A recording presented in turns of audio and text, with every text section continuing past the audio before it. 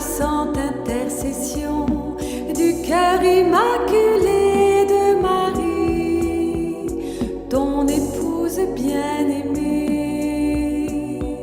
Viens, Esprit Saint, viens par la puissante intercession du cœur immaculé de Marie, ton épouse bien-aimée.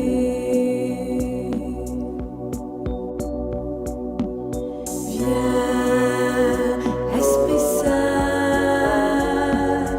viens par la puissante intercession du cœur immaculé de Marie, ton épouse bien-aimée. Viens, Esprit Saint, viens par la puissante intercession du cœur immaculé de Marie, ton épouse bien-aimée.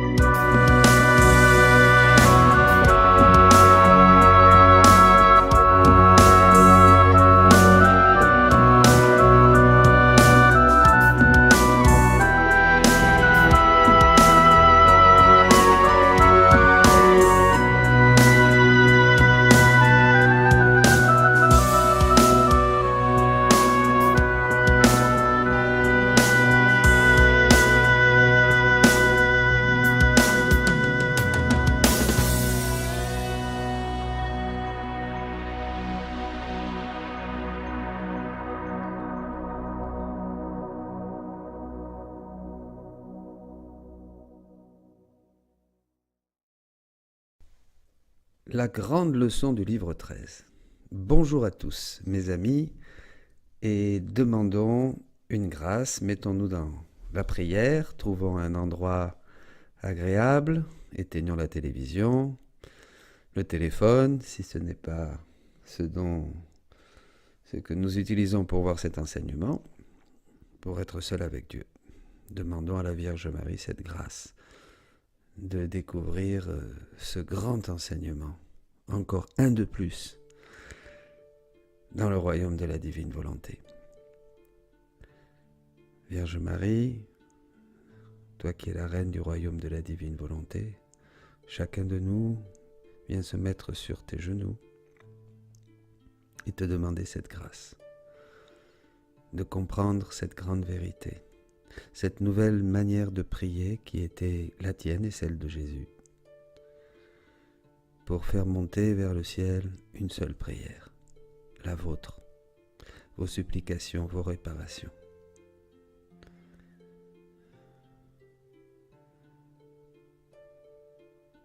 Je vous salue, Marie, pleine de grâce, le Seigneur est avec vous. Vous êtes bénie entre toutes les femmes, et Jésus, le fruit de vos entrailles, est béni. Sainte Marie, Mère de Dieu, priez pour nous, pauvres pécheurs, maintenant et à l'heure de notre mort. Amen.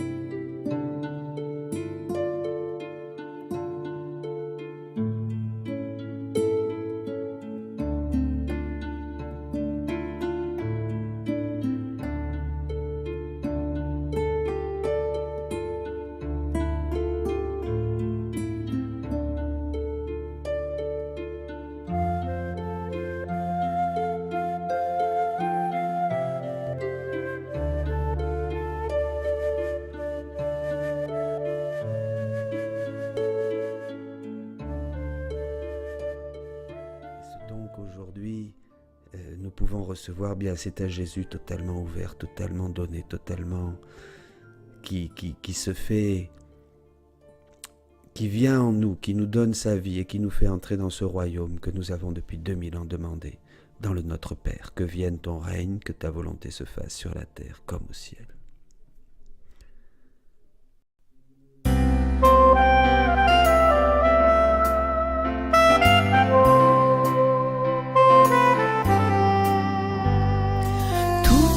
La vie au bord du puits, je veux rester tout près de toi. Toute la vie au bord du puits, boire à la source de ta vie. Moi, la femme de Samarie, je viens puiser l'eau de ton puits. Tu me promets l'eau de ta vie. D'un regard tu as tout changé.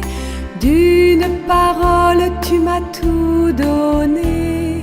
Dans tes bras tu m'as enlacé.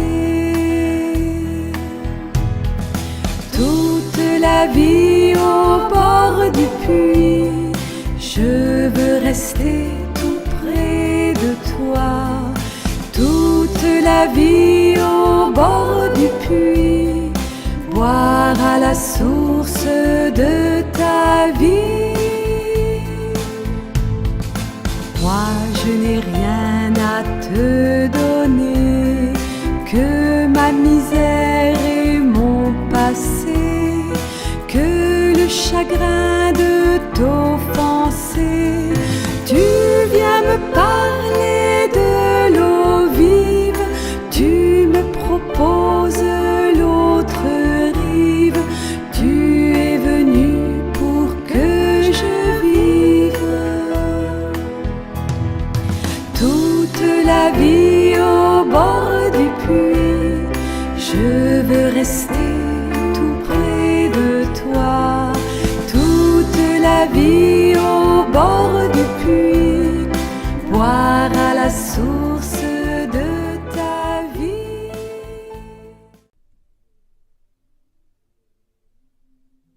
Veux-tu plus que tout faire plaisir à Jésus et Marie? C'est cette question qui est sous-jacente à cet enseignement. Nous allons peut-être être surpris de ce que Jésus attend de nous plus que toute autre chose. Nous avons été habitués à faire des choses pour Jésus, à vouloir en faire et être remplis d'un enthousiasme audacieux, fou pour le Seigneur, bien sûr. Mais Jésus veut nous enseigner autre chose.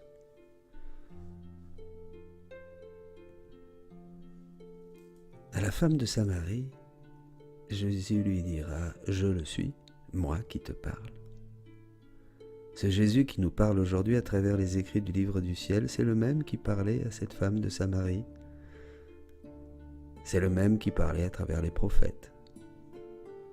C'est le même qui expliquait aux disciples d'Emmaüs le sens des Écritures pour leur faire voir qu'il fallait que le Fils de l'homme soit crucifié et ressuscite au 3e jour. C'est le même qui se dévoile totalement aujourd'hui, en faisant à chacun le don du royaume de la divine volonté.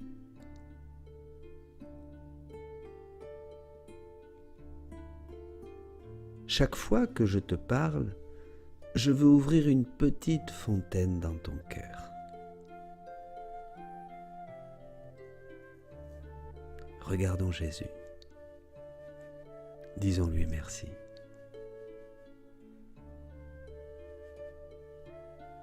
Que cette petite fontaine s'ouvre aujourd'hui dans nos cœurs.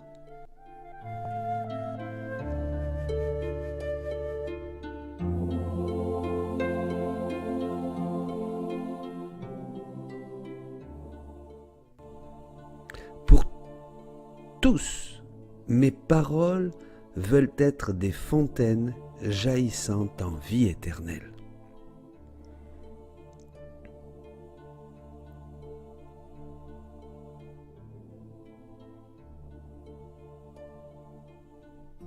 Jésus, la source de l'eau vive.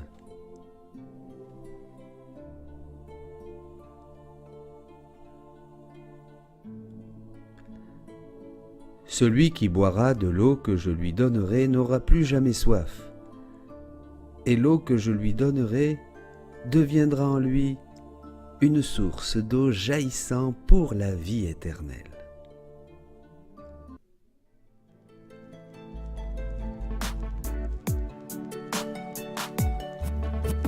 J'ai besoin de toi pour vivre en toi. J'ai besoin de toi pour vivre en tous. J'ai besoin de toi pour vivre en toi. Et alors je serai tout en tous. J'ai besoin de toi pour vivre en toi. J'ai besoin de toi pour vivre en tous. J'ai besoin de toi pour vivre en toi. Et alors je serai tout en tous. J'ai besoin de toi pour respirer, j'ai besoin de toi pour exister. Laisse vivre en toi mon humanité, alors tu vivras de ma divinité. J'ai besoin de toi pour vivre en toi, j'ai besoin de toi pour vivre en tous. J'ai besoin de toi pour vivre en toi, et alors je serai tout en tous. Trouver son plaisir dans la loi de Dieu, la méditer le jour et la nuit. C'est ce à quoi le psaume 1 nous invite à faire. Et Jésus dit à Louisa, mais pour que se forment ces fontaines dans ton cœur, tu dois faire ta part. C'est-à-dire bien mastiquer mes paroles pour les avaler et ouvrir la fontaine en toi. En pensant constamment aux paroles que je te dis, tu les mastiques, en les répétant à ceux qui ont autorité sur toi, et en étant assuré que ces paroles sont de moi, tu les dévores et ouvres la fontaine en toi. Jésus reprend ici toute la tradition, tout ce que les pères nous ont enseigné sur la Lectio Divina, méditer la parole, la ruminer, la mastiquer, dit-il ici. Et cela ouvre la fontaine en nous, des fontaines en nous. Les écrits du livre du ciel, mes amis, il faut les méditer, les reméditer. Je vous disais au début comment j'étais revenu sur ce passage qui m'avait interpellé 1 fois, 2 fois, 3 fois, 4 fois, jusqu'à le mettre dans un enseignement et vous le partagez aujourd'hui. C'est le Seigneur qui l'a voulu. En pensant constamment à ces paroles, bien sûr, on les mastique. Il faut penser constamment, méditer, nuit et jour. Bien sûr, il faut dormir. Mais en fait, vous comprenez qu'il faut vraiment méditer ces paroles, les laisser descendre, et que là, c'est la vie qui jaillit en nous. Les répéter, en les répétant à ceux qui ont autorité sur toi. Pour Louisa, c'était le Père Saint Annibale Maria di Francia et ses autres confesseurs, pour s'assurer que ces paroles sont de moi. Dira Jésus, tu les dévores et tu ouvres la fontaine en toi. Donc en les communiquant aux autres, en les partageant aux autres, cette fontaine grandit en nous. Le royaume de la divine volonté règne en nous. Cette femme disait, je sais qu'il vient, celui qu'on appelle Christ. Quand il viendra, c'est lui qui nous fera connaître toutes choses. Et oui, Jésus est venu. Il vient, il viendra, il vient aujourd'hui à travers les volumes du livre du ciel et il nous enseigne en toute transparence tous les secrets du royaume. Il se donne complètement, il nous donne le sens de l'écriture en pleine lumière. C'est le plus grand des dons, c'est le grand don que Dieu fait à cette humanité qui est dans une descente vertigineuse, une poussée terrible vers le mal, une obscurité, un éloignement de Dieu où nous avons même perdu certains et beaucoup l'idée même de Dieu. Eh bien, il vient nous rejoindre. Il vient nous rejoindre à chacun. En écrivant les mots que je te donne, tu ouvres des canaux qui serviront à tous ceux qui voudront se rafraîchir pour ne pas mourir de soif. Mais si tu ne communiques pas ces mots, tu n'y penseras pas. En ne les mastiquant pas, tu ne pourras les dévorer, et tu cours le risque que la fontaine ne soit pas formée en toi, et que l'eau ne jaillisse pas. Quand tu sentiras le besoin de l'eau, la première à souffrir de la soif sera toi. Si tu n'écris pas, et conséquemment n'ouvres pas les canaux, de combien de bonnes choses priveras-tu les autres? Ne privons pas nos frères, mes amis. Soyons des missionnaires de la divine volonté. Formons-nous, laissons-nous instruire par Jésus, par ses paroles. Laissons-les remplir notre cœur. Le bouche parle, dit Jésus, de ce qui abonde dans le cœur. Il nous faut être imprégnés, il faut baigner dans ces vérités du ciel pour pouvoir les communiquer à nos frères. Dans la mesure où nous les communiquons, nous y pensons. En y pensant, elles nous remplissent de lumière et d'amour et nous les communiquons aux autres. Nous sommes et nous devenons des sources pour nos frères.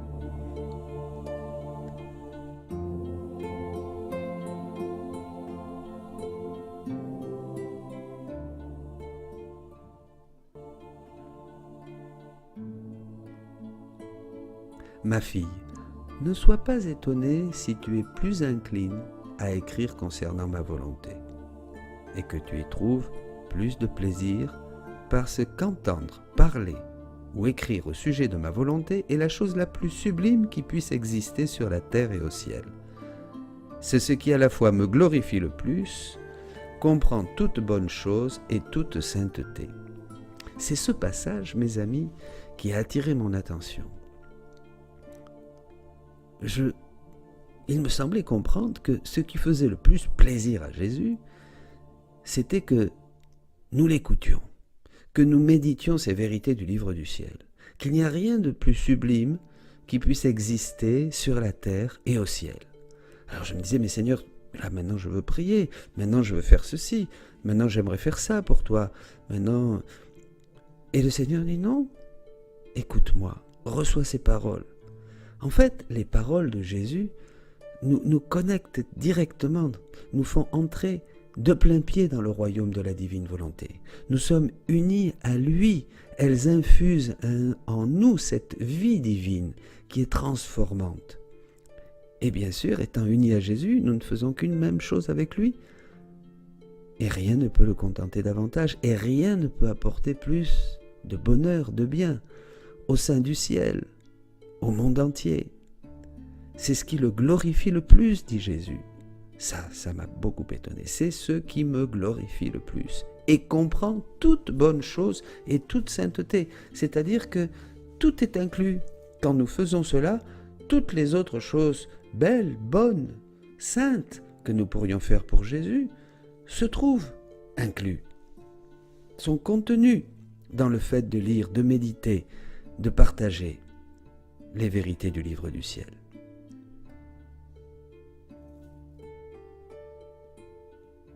Entendre, parler ou écrire au sujet de ma volonté est la chose la plus sublime qui puisse exister sur la terre et au ciel.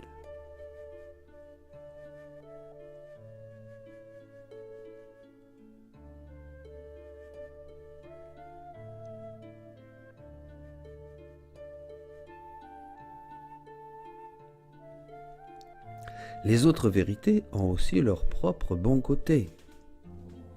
C'est un passage très important. On s'y abreuve gorgée par gorgée. L'on y accède graduellement. Elle s'adapte à la manière humaine. Dans ma volonté, cependant, l'âme s'adapte à la manière divine. Ici, il faut comprendre que les autres vérités sont bonnes aussi, les autres dévotions, toutes les autres prières, ce que nous avions l'habitude de faire pour le Seigneur. Notre piété est bonne, elles ont leur bon côté, on s'y abreuve cependant par petites gorgées. Et les vérités de Dieu s'adaptent à notre manière humaine de faire. Elles doivent passer par notre manière humaine de faire. C'est un petit peu nous qui décidons de faire telle prière, telle dévotion, telle neuvaine. tel acte de piété. Mais dans ma volonté, c'est différent. L'âme s'adapte à la manière divine. Nous disions au début, ce n'est plus notre prière, c'est la prière de Jésus et Marie, puisque la vie dans la divine volonté, c'est la vie intérieure de Jésus et Marie. Nous ne faisons que répéter la vie intérieure de Jésus et Marie et de leur laisser Jésus la répéter en nous. Il dit dans les 24 heures de la Passion qu'il n'y a aucune prière plus belle puisque c'est sa propre prière. Quand nous méditons avec, attention, les mêmes intentions que Jésus durant sa Passion, quand nous méditons les 24 heures de la Passion, il dit qu'il entend ses propres prières et ses propres réparations.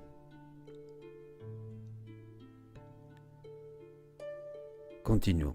Ce n'est plus par lampée que l'on boit, comme avant, dans les actes de piété où nous avons l'initiative de les faire, de choisir et de commencer. Je peux faire maintenant tel acte de piété ou telle autre prière.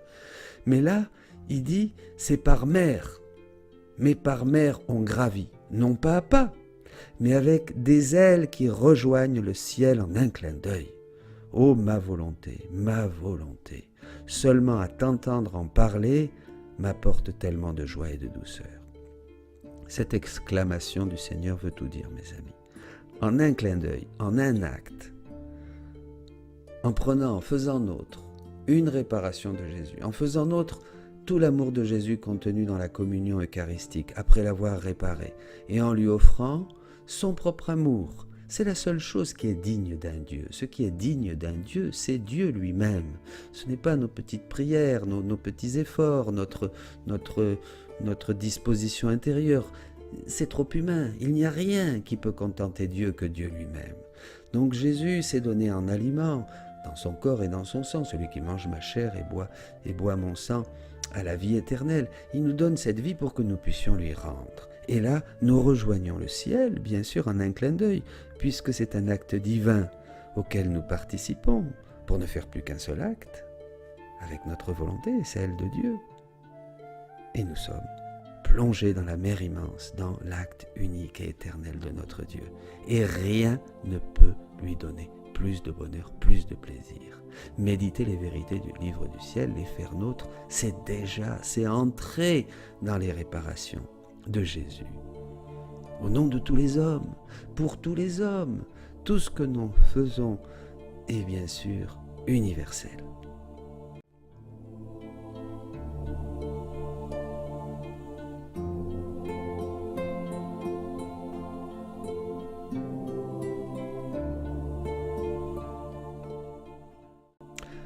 Quand je sens ma volonté habiter l'une de mes créatures, ce qui est une autre de mes immensités, j'éprouve un tel plaisir que cela me fait oublier la méchanceté des autres créatures.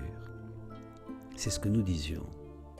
Déjà, c'est faire des réparations, et des réparations divines. Tu dois réaliser quelles grandes choses je t'ai révélées concernant ma volonté, même si tu ne les as pas encore totalement bien mastiquées et digérées, au point d'en former tout le sang de ton âme. Quand Jésus nous parle, quand Jésus parle à Louisa, il nous parle à chacun. Louisa, c'est chacun de nous. Bien sûr, nous ne pouvons pas réaliser d'un coup cette grandeur de la vie dans la divine volonté. C'est immense, c'est infini. Et après notre passage de ce monde au Père, nous continuerons à découvrir les vérités, les richesses infinies de la vie dans la divine volonté. Nous y serons plongés et nous irons de surprise en surprise et il n'y aura jamais. La vie dans la divine volonté n'est pas la continuité ou une spiritualité nouvelle, c'est un accomplissement total de toute l'œuvre de la création et de la rédemption. C'est le pourquoi Dieu nous a créés et sauvés ensuite en Jésus-Christ, pour que nous arrivions tous à vivre dans sa divine volonté. Donc, ne nous inquiétons pas si nous ne comprenons pas. Il faut continuer, il faut faire nos petits actes. Et le Seigneur, lui, se chargera de faire de grandes choses.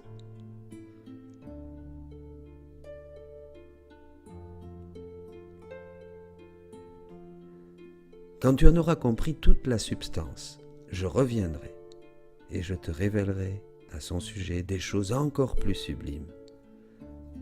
Pendant que j'attendrai que tu aies tout bien digéré, je te tiendrai occupé par d'autres vérités qui lui sont reliées. Un acte dans la divine volonté attire des grâces immenses dans notre âme et nous invite et nous donne le goût d'en faire un autre et de continuer de pénétrer dans ce royaume. Il y a bien sûr quelque chose de progressif, mais le Seigneur nous révèle aussi d'autres vérités qui sont reliées, parce que nous entrons dans toute la demeure du Père, et il y a beaucoup de demeures dans la maison du Père, et nous découvrons toutes ces choses dans cette lumière, d'autres trésors, d'autres merveilles de notre foi. Tout est mis à découvert, tout est révélé. Le prodige des prodiges, dira Jésus.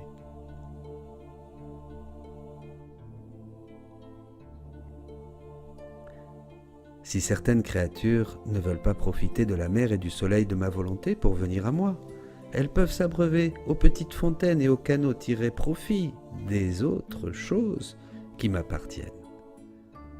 Tout appartient à la divine volonté. La divine volonté soutient les Écritures, dit Jésus. La divine volonté est ce moteur qui a créé toutes choses qui existent, les choses visibles et les choses invisibles.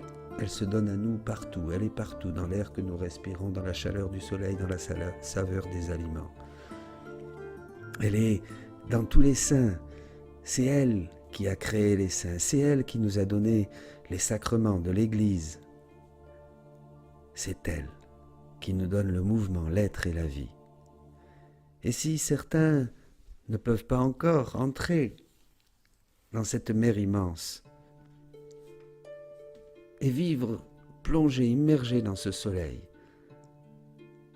eh bien, cependant, elles peuvent continuer. Nous sommes dans un temps charnière. Il y a une sainteté dans la divine volonté qui commence, et même si nous ne sommes pas dans un mode continu, c'est une sainteté par les actes, en répétant nos actes, et en nous laissant transformer par ces vérités qui nous immergent toujours plus dans le mystère de Dieu. Mais nous pouvons aussi continuer, d'autres continueront encore pendant plusieurs décennies et plusieurs générations à vivre de cette sainteté humaine, ce ciel de mon humanité, disait Jésus, alors que la sainteté dans la divine volonté représente sa résurrection. Eh bien, mes amis, tirons plein de bonnes choses de cet enseignement du volume 13 du 13 octobre 1921. Soyez bénis. Amen. Fiat.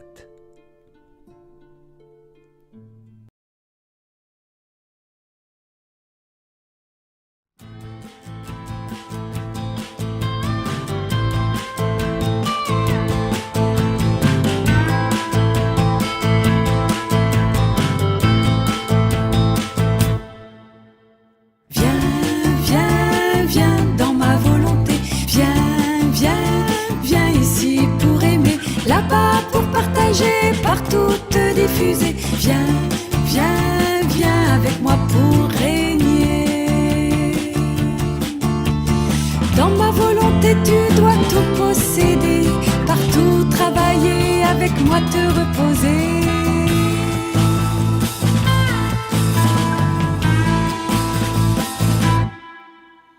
Viens, viens, viens dans ma volonté. Viens, viens, viens ici pour aimer, là-bas pour partager, partout te diffuser. Viens, viens, viens avec moi pour régner. Dans ma volonté tu dois te multiplier, partout tes oui, dans les cœurs me voilà nouveau-né.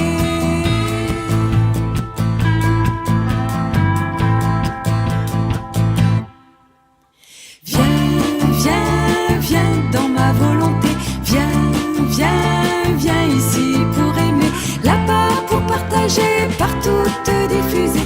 Viens, viens, viens avec moi pour régner. Toi ma petite cette hostie je t'ai consacré. Dans ma volonté, toi seul peux me consoler.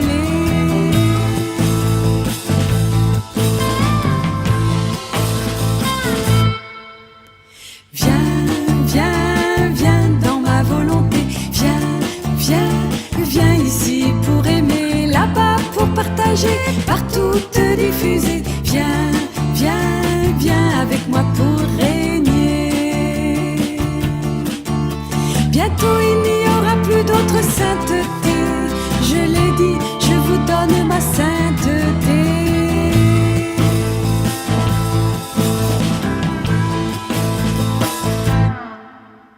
Viens, viens, viens dans ma volonté. Viens, viens, viens ici pour aimer, là-bas pour partager, partout te diffuser. Viens, viens, viens avec moi pour régner. Maintenant c'est vous qui me donnez à manger. J'avais si soif et je suis venu vous chercher.